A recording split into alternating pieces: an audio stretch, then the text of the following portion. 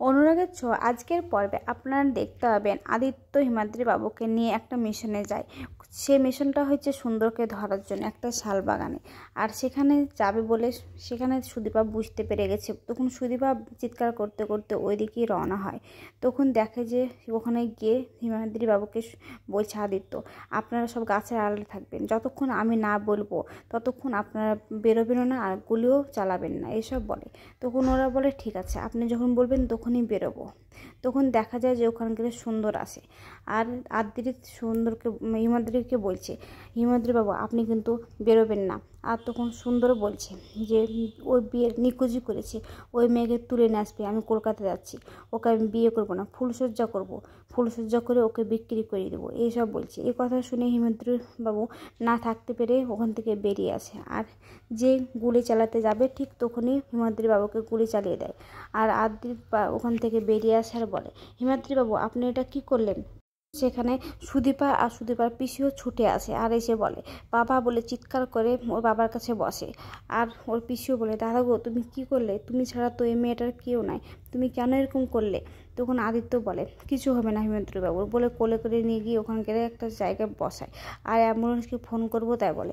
যে অ্যাম্বুলেন্সকে ফোন করার জন্য ওখান থেকে যেতে যায় তখনই হিমাদ্রি বাবু আদিত্যর হাতটা ধরার বলে, স্যার আমার লাস্ট ইচ্ছা একটাই, আমার মেয়ের অনেক স্বপ্ন, সে ডাক্তার হবে, আপনি সে স্বপ্ন পূরণ করতে পারেন, আপনি আজীবনের জন্য ও দায়িত্ব নেন না, আপনি তো জানেন সুন্দর ওকে বাঁচতে দিবে না, সুন্দর ওর ক্ষতি করে দিবে, এসব বলে। তখন সেখানে আবার ওর বোন আর সুদীপা ছুটে আসার বলে বাবা তুমি সব কি বলছো? তখন ওর বাবা বলে যে হ্যাঁ তুমি একটু চুপ করে থাকো।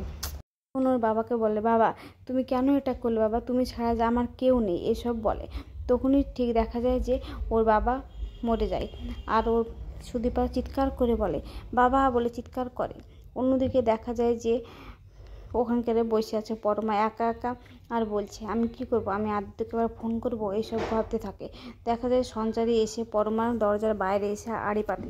তখন ওখানে সে মেজমা চলে আসে আর বলে সঞ্চারী তুমি এটা কি করছো? তখন সঞ্চারী বলে না মেজমা কি করছি পরমা সেটা দেখছি। তখন বলে তুমি জানো না যে একটা বিবাহিত মেয়ে বর যদি চলে যায় ফুলসজ্জার দিনে তখন কি হয় তার মনের ভিতরে? তখন বলে হ্যাঁ আমি সেটাই তো জানার চেষ্টা করছি, তোমাকে এভাবে জানতে হবে না, তুমি এখান থেকে যাও, যদি আমার জায়গায় বড় বৌদি দেখতো তাহলে কী হতো তোমার অবস্থা, এসব বলে সেখান থেকে ওরা চলে যায়। অন্যদিকে দেখা যায় যে হিমাদ্রি বাবুকে শ্মশানে নিয়ে যায় আর সেখানে গিয়ে ওকে পোড়ানো হচ্ছে। আর ওখানে চুপচাপ দাঁড়িয়ে আছে সুদীপা। আর ওখানে ডাক্তারবাবু তখন বলছে আদিত্যকে স্যার আপনি একমাত্র পারেন ওর সব কিছু দায়িত্ব নিতে। আর ওখানে একটা ম্যাডামও আছে, তখন বলে আমাদের মেয়েটা বড্ড ভালো গো, ও বড় ডাক্তার হতে চেয়েছিল, ও গ্রামের পাশে থাকতে চেয়েছিল। তখন বলে যে আপনি ওকে বিয়ে করেন না, এসব বলে। তখন আদিত্য চুপচাপ ওখানে থাকার বলে আমাকে কিছু একটা করতে হবে, আমার দাদা ভাইয়ের জন্য অন্তত আমাকে কিছু করতে হবে। তখন দেখা যায় যে সুদীপা ওখানে ছাইগুলো নিয়ে জলে ভাসাতে যায়। আর জলে নামতে যাওয়ার আগে সুদীপা পড়ে যেতে গেলেই আদিত্য হাতটা ধরে নেয়। আর সুদীপা ওর চোখের দিকে তাকায় আর আদিত্য ওর হাতটা ছেড়ে দেয়।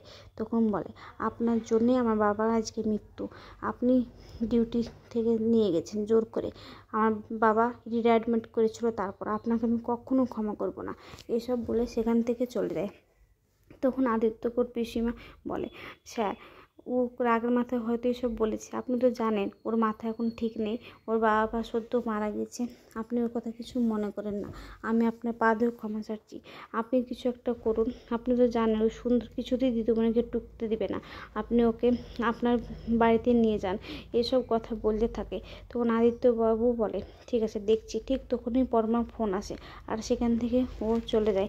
আর বলে কী করা যায়? তখন আদিত্য পরমার ফোনটা না ধরলে পরমা বলে তুমি আমার ফোনটা ধরলে না আদিত্য, তুমি ভাবছিলে যে আমি কান্নাকাটি করবো, এইসব ভাবছিলে, না আমি এসব কিছুই করবো না কো। অন্যদিকে দেখা যায় সুদীপা তার বাবার ছবিটা নিয়ে ওখানে বসে বসে কান্না করে আর ভাবে কি করব, তাই আগের কথাগুলো যে ওর বাবা ওকে কতটা ভালোবাসতো এইসব। তখন দেখে যে ওর বাবার ছবিতে আদিত্য ছবিটা ভাসিয়ে ওঠে। তখন পেছন দিকে ঘুরিয়ে তাকালে দেখা যায় আদিত্য। তখন বলে আপনি তো? হ্যাঁ। তখন আদিত্য বলে একটা কথা বলার জন্য এসেছিলাম, আপনি কি আমাকে বিয়ে করবেন? তখন ও কিছু না বলে চুপচাপ দাঁড়িয়ে থাকে সুদীপা। তখন আদিত্য বলে আমি আপনাকে বিয়ে করতে চাই, যদি আপনি চান। হ্যাঁ, তাতে একটা শর্ত আছে। আমি কখনো আপনাকে স্ত্রী মর্যাদা দিতে পারবো না, ভালোবাসতে পারবো না, কিন্তু আপনার সব কিছুর দায়িত্ব আমি নিতে পারবো। যদি আপনি রাজি হন তাহলে আপনি আমাকে বলুন। তখন সুদীপা চুপ করে থাকায় আদিত্য বলে, ঠিক আছে, আমি বুঝতে পেরেছি। আপনি একটু সময় চান তো? ঠিক আছে, আপনাকে আমি সময় দিচ্ছি, তবে আপনি সময়টা ভেবে আমাকে বলবেন আপনি কী চান তা। এসব কথা বলে আদিত্য সেখান থেকে চলে যায়। তখন চলে গেলেই ওর পিসি আসে সুদীপার কাছে আর এসে বলে, দিদিমণি গো, তুমি এই বিয়েটায় রাজি হয়ে যাও। যদি এই বিয়েটা করো তাহলে অন্তত দাদার স্বপ্নটা পূরণ হবে। অন্তত তুমি তোমার দাদার স্বপ্নের জন্য বিয়েটা করো। এসব কথা বলতে থাকে। তখন সুদীপা ওখানে চুপচাপ থাকে। সুদীপা চুপচাপ দাঁড়িয়ে থাকে আর ওর পিসি ওকে বোঝাতেই থাকে। তখন বলে, হ্যাঁ ঠিক আছে, আমি দেখছি। অন্যদিকে দেখা যায় যে পরমা টেবিলে বসে আছে খাওয়ার জন্য চুপচাপ। তখন বলে যে, তুমি কেন আমার সঙ্গে এরকম করছো, এইসব ভাবতে থাকে। আর আদিত্য রাস্তা দিয়ে হেঁটে হেঁটে যাচ্ছে আর বলছে, আমার দাদার জন্য অন্তত আমাকে কিছু একটা করতেই হবে। তখন সুদীপার বাড়িতে আবারও যায় আর বলে যে, আমার নবীপুর গ্রাম থেকে চলে যাওয়ার মেয়াদ শেষ হয়ে এসেছে, তাই আপনার কাছে এসেছি আপনার কথাটা জানার জন্য। আপনি কি আমাকে বিয়ে করবেন? তখন সুদীপা বলে যে, হ্যাঁ, আমার যদি বিয়েটা করে যদি আমার বাবার স্বপ্ন পূরণ হয় তাহলে অবশ্যই করব, কিন্তু আপনি যে কথাগুলো বলেছেন সে কথাগুলো আপনি মনে রাখবেন। এসব বলে তখন বলে, ঠিক আছে বলে সেখান থেকে আদিত্য চলে যায়। তখন ও পিসমণি ওর মায়ের গয়না আর সব গ্রামের মেয়েরা সব শাড়ি নিয়ে আসে আর বলে, এই নাও তোমার মায়ের শাড়ি আর তোমার মায়ের গয়না, এসব বলতে থাকে। অন্যদিকে দেখা যায় যে আদিত্য ছোটো ভাই বলে, দাদা ভাই ফোন করেছিল আর বললো যে সবাইকে আমাদের ভাই বোনদেরকে গ্রামে যেতে। তখন ওর আদিত্যর মা বলছে, দিদি ভাই যেতে দাও না একটু। তখন বলছে, আচ্ছা ঠিক আছে, সবাই মিলে গিয়ে ঘুরে আয়। অন্যদিকে দেখা যায় যে সুদীপার আদিত্যর বিয়ের সব তোড়জোড় চলছে আর সুদীপাকে নিয়ে এসেছে গায়ে হলুদ মাখানোর জন্য। ঠিক আদিত্য সেখানে আসে আর মনে মনে বলে, আজ আমাকে সব কিছু বলতে হবে সুদীপাকে, বলে আমি বিয়েটা করব, আমি ওকে ঠকাতে পারি না। তখন এসে বলে, আমি একজনের কাছে কমিটমেন্ট করেছি যে আমি সারা জীবন তার বন্ধু হয়ে থাকবো। তখন সুদীপা বলে, কার কাছে? পরমার কাছে। তখন আদিত্য কিছু না বলায় ওখানে চলে আসে গ্রামের মানুষরা আর বলে, বাবা এটা তোমার জন্য নিয়ে এসেছি, তুমি অন্তত এই ঘড়িটা নাও, আমাদের তো বেশি সামর্থ্য নেই, সবাই মিলে চাঁদা তুলে এই ঘড়িটা কিনেছি। তখন আদিত্য বলে, এসবের কী দরকার ছিল, তো ঠিক আছে দেন বলে নিয়ে।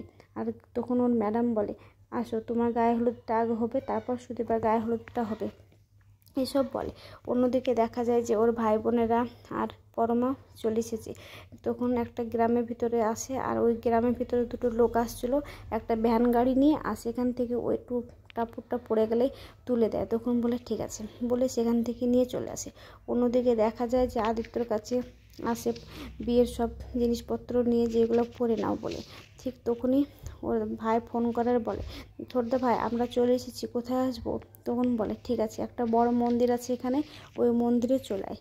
অন্যদিকে দেখা যায় যে সুদীপাকে সব রেডি করে নিয়ে মন্দিরে চলে এসেছে আর আদিত্য সেখানে চলে এসেছে।